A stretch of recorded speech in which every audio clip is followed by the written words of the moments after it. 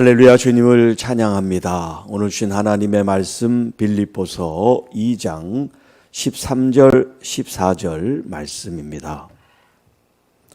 너희 안에서 행하시는 이는 하나님이시니 자기의 기쁘신 뜻을 위하여 너희에게 소원을 두고 행하게 하시나니 모든 일을 원망과 시비가 없이 하라.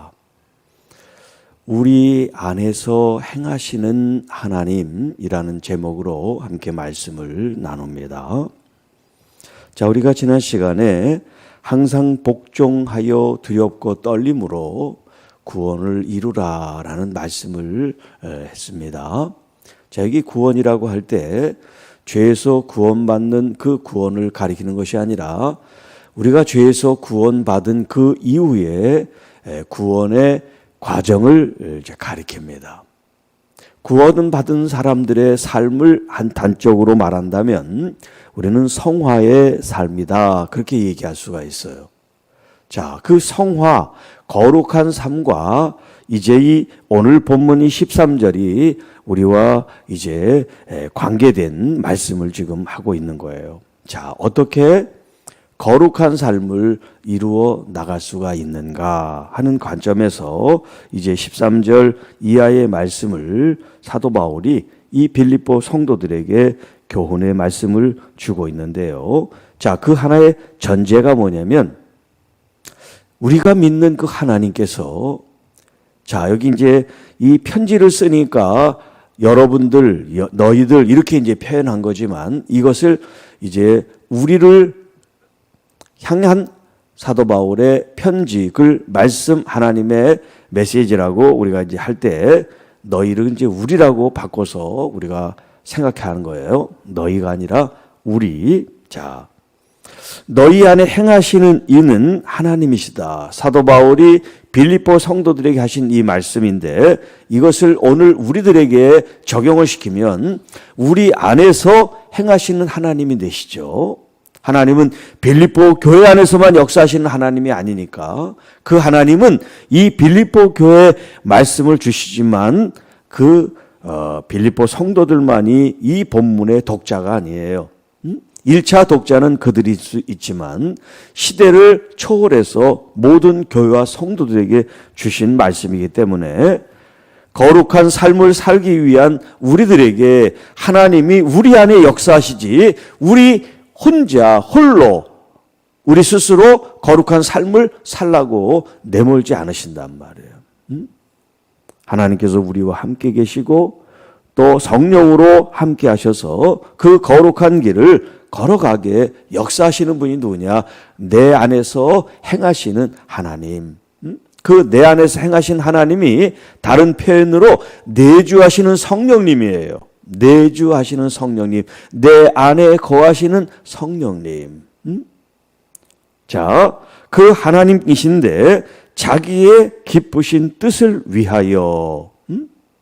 하나님은 하나님의 뜻, 하나님의 거룩하신 뜻, 그래서 예수님이 주기도문에 가르쳐주신 것처럼 하늘에서 이루어진 아버지의 그 뜻이 땅에서도 이루어지도록 기도하라 그랬죠. 자, 하나님 아버지 그 자신의 기쁘신 뜻을 위하여 우리에게, 빌립보 교인들에게 또 우리들에게 소원을 두시고 행하게 하신다. 소원을 두신다.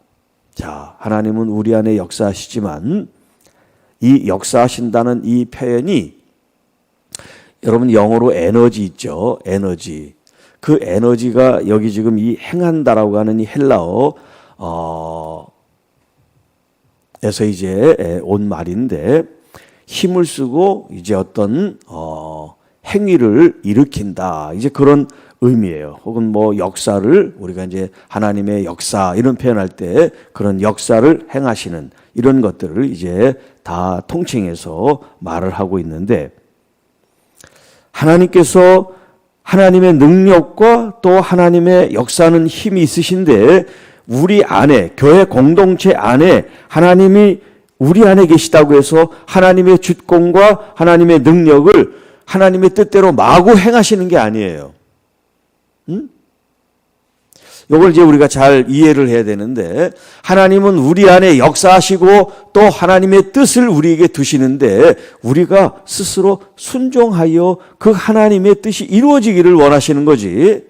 우리는 로봇처럼 가만히 있고 하나님은 뜻과 계획과 섭리가 있어서 우리들을 마구 인도하시고 역사하시는 분이 아니시다라는 거예요. 하나님은 인격이 있으시기 때문에 우리들이 그 하나님의 뜻과 말씀에 순종하고 또 그 말씀을 기쁘게 여기고 또 그 뜻을 행하려고 하는 우리의 의도, 우리의 자유의지가 발동되고 이제 하나님의 뜻에 우리가 순종해 나갈 때 거룩한 삶으로 하나님의 그 뜻으로 우리를 인도해 주시고 이끌어 가신다. 그렇기 때문에 우리의 의지가 얼마나 중요한지 몰라요. 여러분에게 있는 의지, 그걸 우리는 이제 자유의지라 그래요. 자, 우리에게 자유의지가 있어요. 이 자유의지를 가지고 내 안에 역사하시는 하나님의 그 기쁘시고 거룩한 뜻을 선택하고 순종하고 나갈 것인가. 그래서 12절에 항상 복종하여라는 표현을 썼죠. 예수님께서 죽기까지 복종하시듯이 그리스도인인 우리들이 예수님과 같이 하나님의 말씀 그 뜻 앞에 복종하는 자세가 필요하다는 거예요. 자, 그런데 우리의 자유의지가 그 말씀에 복종하지 않고 내 어떤 본성에 우리가 이제 초점이 맞춰지게 되면 그 다음 어떤 일이 생깁니까? 원망하고 시비하는 일이 생기기 때문에 모든 일에 원망과 시비가 없이 하라라는 교훈의 말씀을 주고 계세요. 자, 여기 이제 원망이라고 하는 이 표현은 다른 말로 하면 이제 불평이라는 말과 같은 말이에요. 불평, 불만. 이스라엘 백성들이 하나님에 대한 신뢰, 믿음이 온전하지 않았기 때문에 의심하고 불평하고 불만을 품었기 때문에 광야에서 그 세대가 다 죽었어요. 여러분, 불평, 불만은 믿음의 행위가 아니에요. 불신의 행위라는 걸 여러분이 아셔야 됩니다. 어떤 일이 됐든 그것이 불평과 불만이 되지 않도록.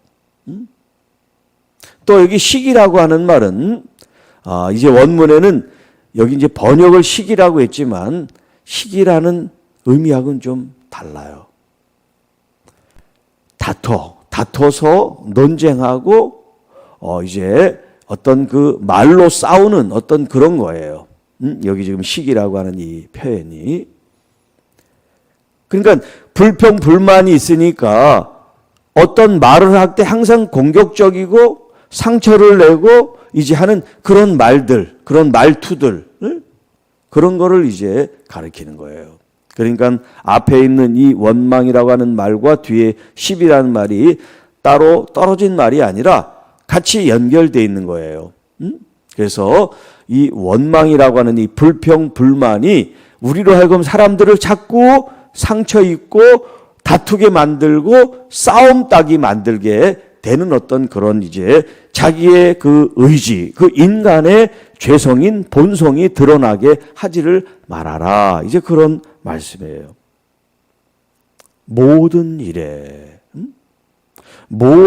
있어서 원망과 시비가 없이 하십시오.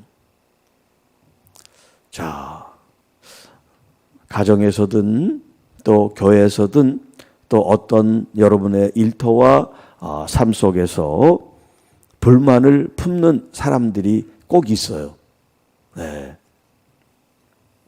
또 반면에 어떤 사람은 항상 긍정적이고 또 부족하고 또 모자라면 자신이 그것을 채우려고 하는 사람이 있어요.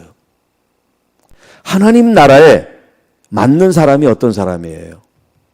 잘못하는 것을 실수나 이런 것들에 대해서 관대하지 못하고 항상 불평 불만을 하는 사람이 하나님 나라에 맞는 사람이에요? 아니면 부족하고 실수가 있고 좀 모자란 것이 있으면 자기가 채우고 자기가 그 일을 기도함으로 보충해 주려고 하는 사람이 하나님 나라에 맞는 사람이에요. 어떤 사람이 하나님 나라에 맞는 사람이에요? 다 아시잖아요. 아는데 실제 이제 삶 속에서는 잊어버려 또. 머리로는 아는데 나중에 맞닥뜨리면 또 금방 내 속에서 그런 모습들이 또 나올 수가 있단 말이에요. 그래서 성화의 길이 한 번에 이루어지는 게 아니라 계속해서 점진적으로 하나님의 말씀에 나 자신을 돌아보면서 그리스도의 십자가에 나의 정과 욕심이 못 박혀져 있는지, 나는 죽고 내 안에 그리스도만이 사시는지, 여러분 그것을 늘 기도로 말씀으로 점검하고, 그리고 여러분의 가족들이나 교우들이나 이웃에 대해서 하나님께서 그 사람들의 마음속에 선하신 뜻을, 기쁘신 뜻을 두시고 그들을 통해서도 하나님께서 일하시고 행하신다는 것을 여러분 아시고 기도하실 수 있기를 축복합니다. 그런 점에서 교회가 목회자 중심이어도 안 되고 당회 장로님 중심이어도 안 되고 어떤 목소리 큰 사람이 중심이 돼서도 안 되는 거예요. 교회는 하나님의 뜻이 세워져야지 어떤 사람에 의해서 좌지우지 돼서는 안 됩니다. 네. 이제 미국의 이제 이민교회가 한국의 개척교회보다 더 힘들다 그런 표현을 써요.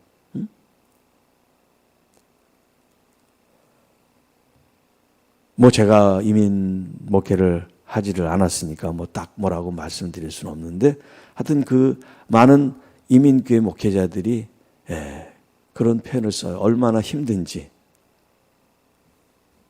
특별히 이제 하나의 문제점 중에 하나가 뭐냐면 이 가족 중심으로 이제 교회가 이루어지다 보니까 굉장히 폐쇄적인 거예요. 자기네 가족들 아니면 이렇게 거부하게 되고 가족 중심인 어떤 그런 운영 체계를 자꾸 이제 고수하려고 하는 그런 폐단이 있다 그래요. 그러니까 새로운 온 사람들이 전혀 활동을 못하는 거예요. 원래 있던 그 기존 원주민 같은 그 가족 공동체에 의해서 운영이 되다 보니까 여러분 그렇게 되면 그건 교회가 아니에요. 그건 종교 한 사집단이 돼버리는 거예요.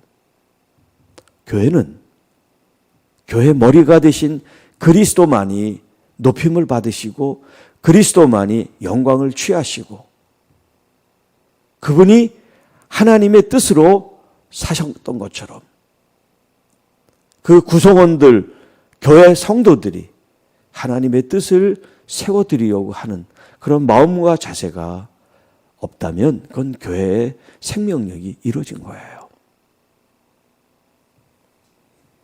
우리 안에 행하시는 하나님, 우리 안에 내주하시는 성령님을 통해서 내 뜻을 관철하고 싶고 내 주의 주정을 하고 싶은 마음이 생겨도 나는 죽었는데 예수님을 위해서, 하나님을 위해서 생각하고 말하고 행할 수 있는 진짜 성도, 교회들이 될 때 거룩한 삶을 살아가고 있다고 할 수가 있습니다.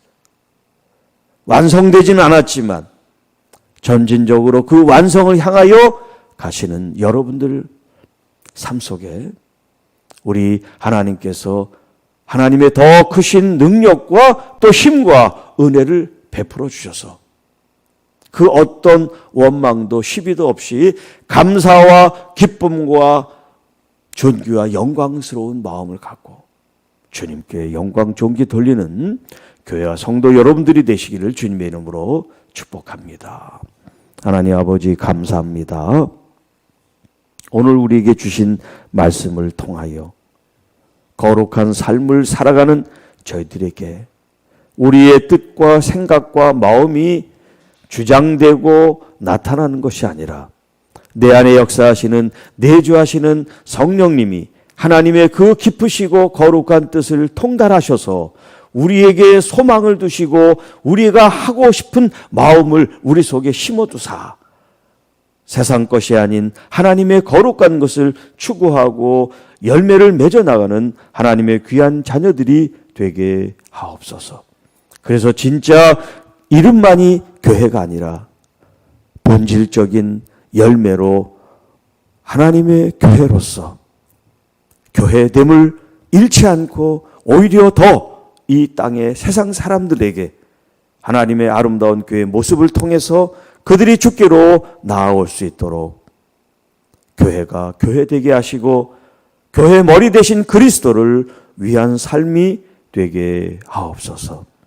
아프고 병들고 지치고 힘든 하나님의 귀한 자녀들, 하나님 안에 위로와 평안과 회복과 치유가 일어날 수 있도록 주님께 주님 더 가까이 주님을 믿고 신뢰하고 의지하는 우리 모두가 되게 하옵소서.